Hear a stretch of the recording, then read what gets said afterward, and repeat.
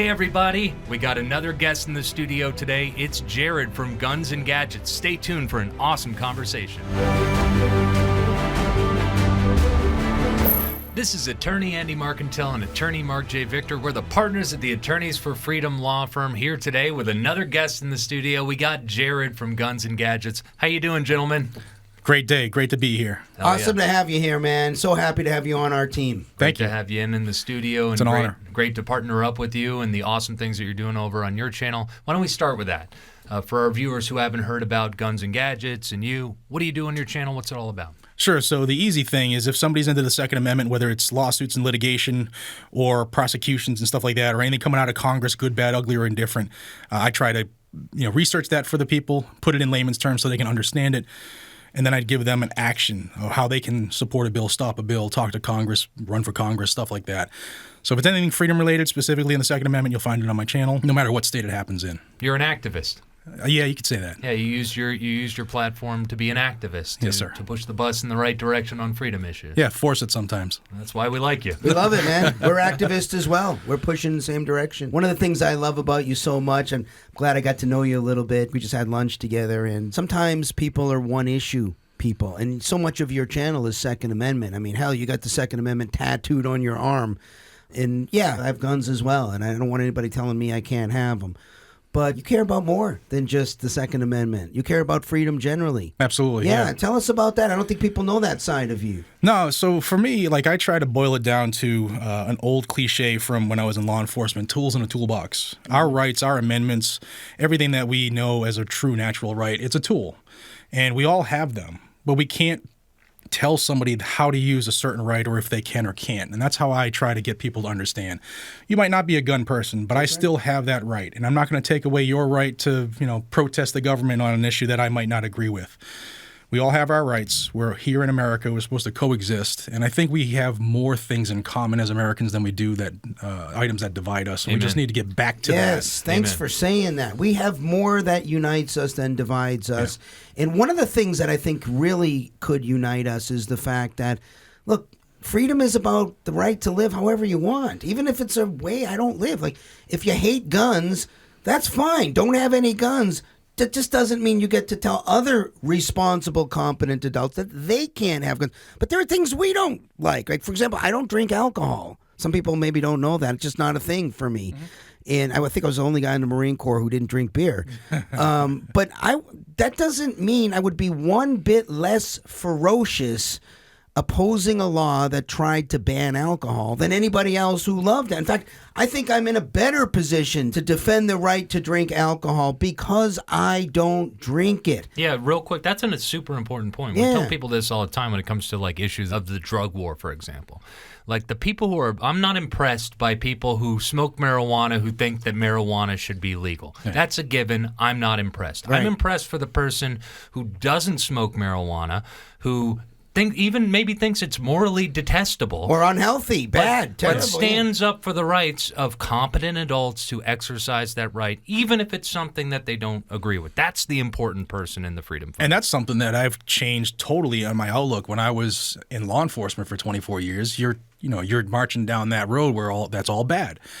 And as I've grown as a person, I've seen people in my family who have benefited from medicinal marijuana and issues with cancer and stuff like that I never knew before.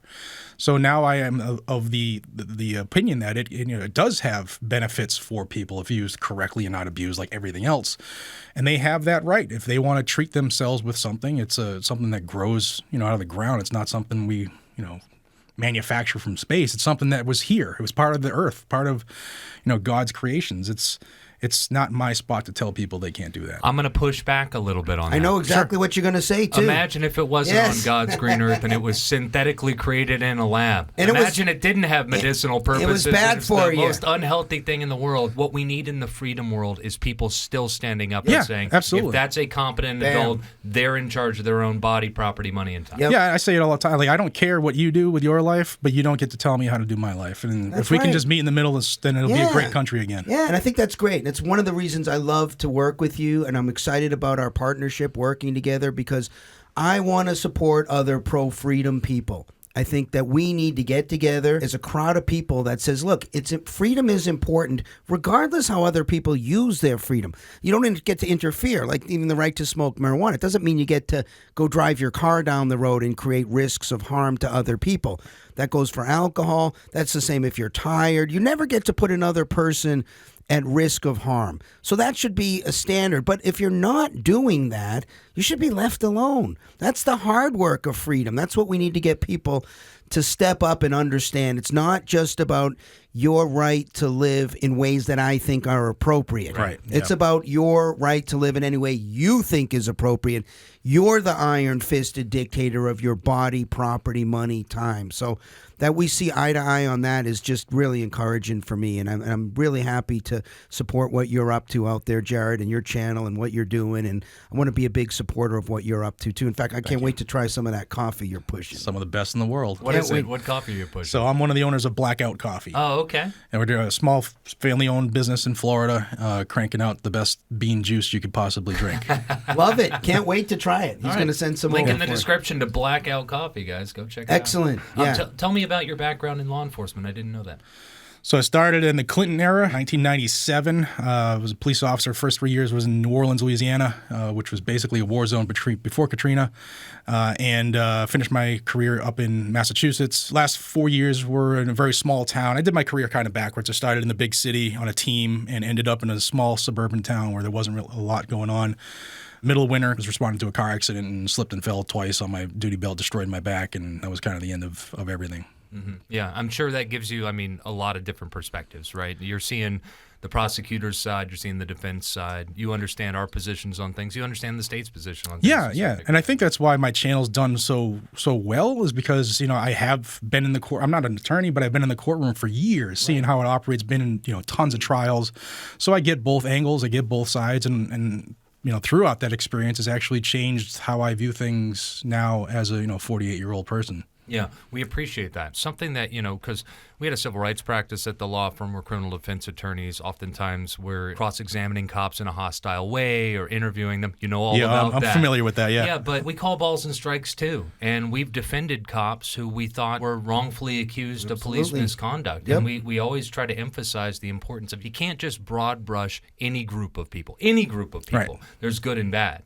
And we absolutely make it a point to, when we see a cop do a good thing, we call it. When we see a prosecutor do a good thing, we call it. We make sure that people don't just broad brush, when they're analyzing these topics. Yeah. I think it's important. So, Jared, you used to promote USCCA. Yes, sir. And now you promote AOR. I know that you were promoting them for a while. You started asking some questions that maybe you weren't getting sufficient answers to in your mind. You reached out to us. You took an interest in what we're doing here with Attorneys on Retainer.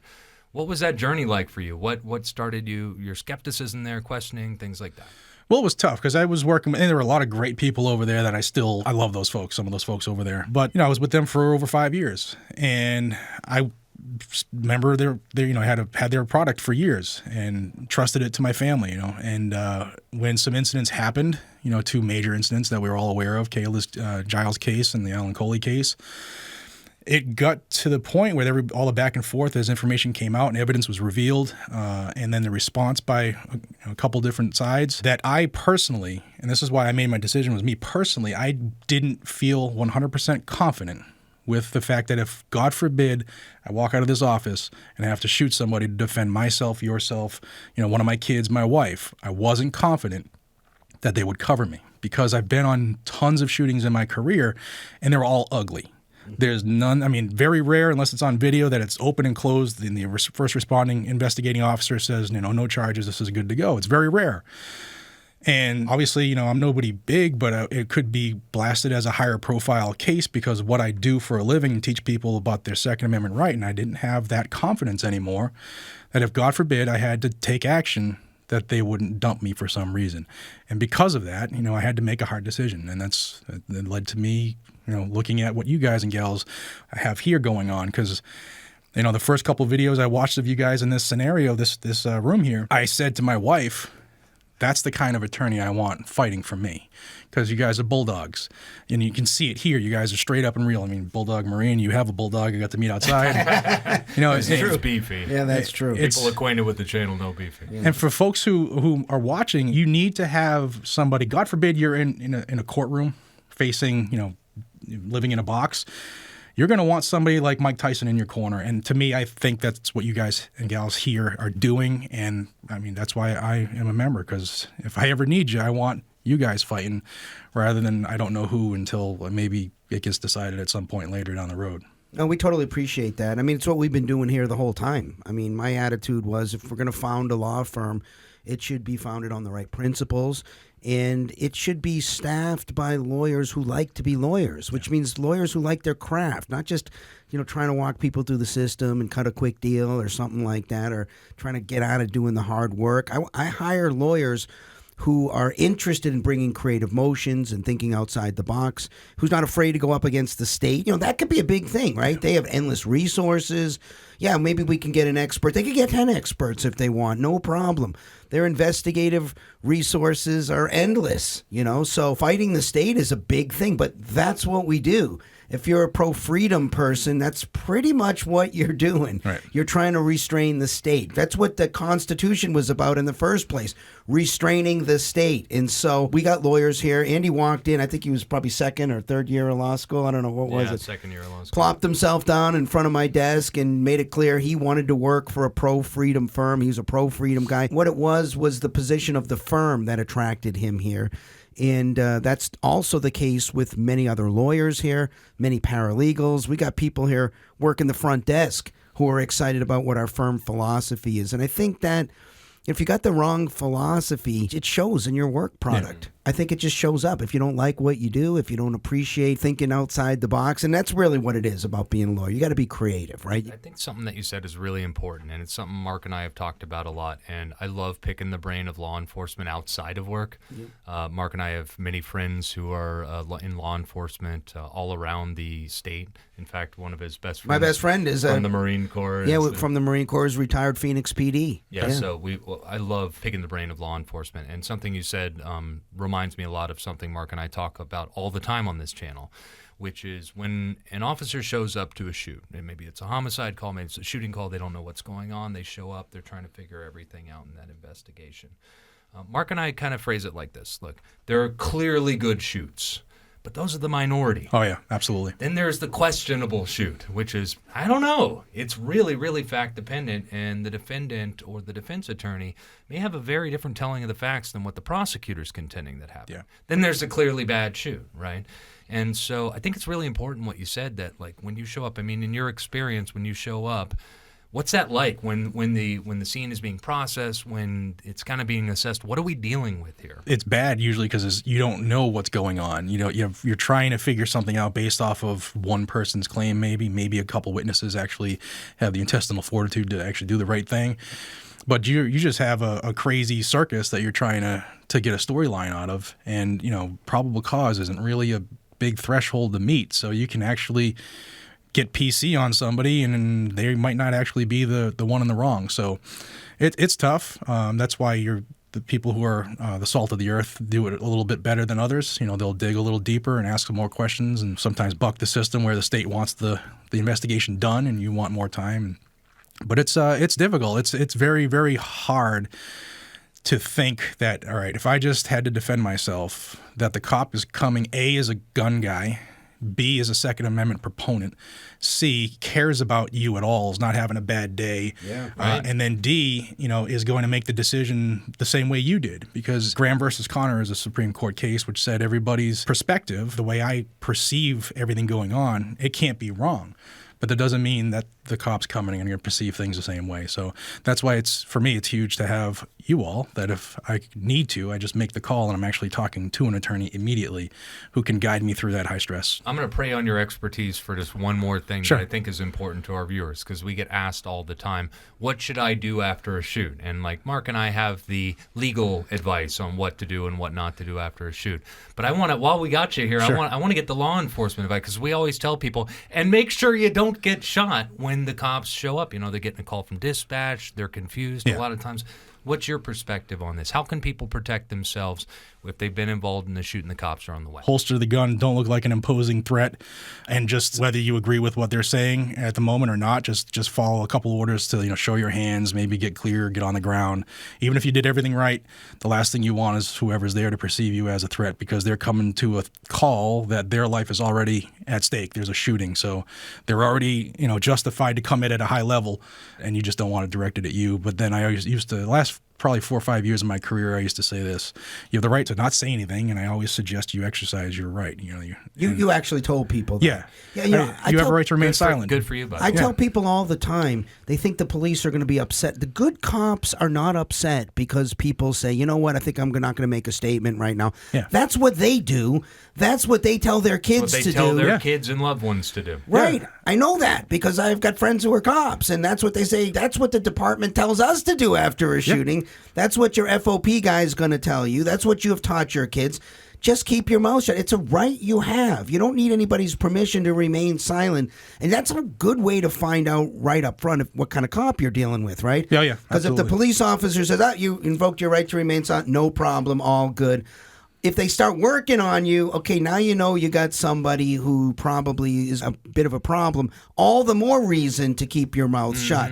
Yeah. They're just building a case. I mean, that's what they're doing. They're an investigator. They're not there to be your friend. They're not there to take your side, especially in that awkward silence. I used to call it the ride in the back, the ride to wherever lockup is, whether it's 5 seconds or 15 minutes.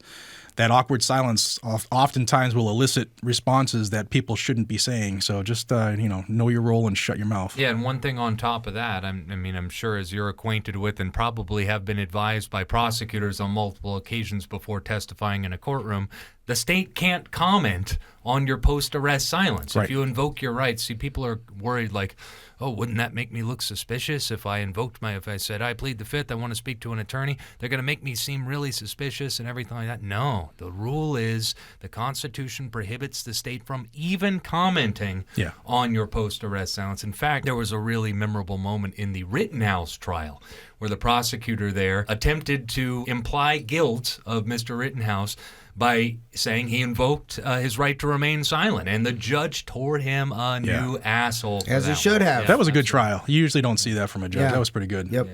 Never should have been a trial in the first place. All right, guys, we're wrapping up the podcast here. Jared, any last thoughts, anything you want to bring up, any last topics we need to hit today? Man, if you just if you want to have somebody in your corner if things go bad, I suggest you check out AOR. I did it for myself and my family, and that for people on my channel, that says a lot. They know how serious I am about what I support. So thank you for doing what you do. Oh, we're proud to have you, man. Appreciate your trust, man. Yeah, and you're in good hands. So is your family, and so is everybody out there who signs up on Attorneys on Retainer. So go check out our program, attorneysonretainer.us, to learn more about what this program can do for you. Also, learn about our firm. Attorneys for Freedom is not just a slick name. It's a philosophy that we practice every day with all of our clients in the courtroom and out. Go check out attorneysforfreedom.com. Learn all about us. And if you like this video, make sure to like it and subscribe to our channel. Share it with a friend. Throw a comment down below, and we'd love to interact with you guys. Until next time, this has been Attorney Andy Marcantel, Attorney Marc J. Victor, and our good buddy Jared from Guns and Gadgets. Signing out. Peace. Peace.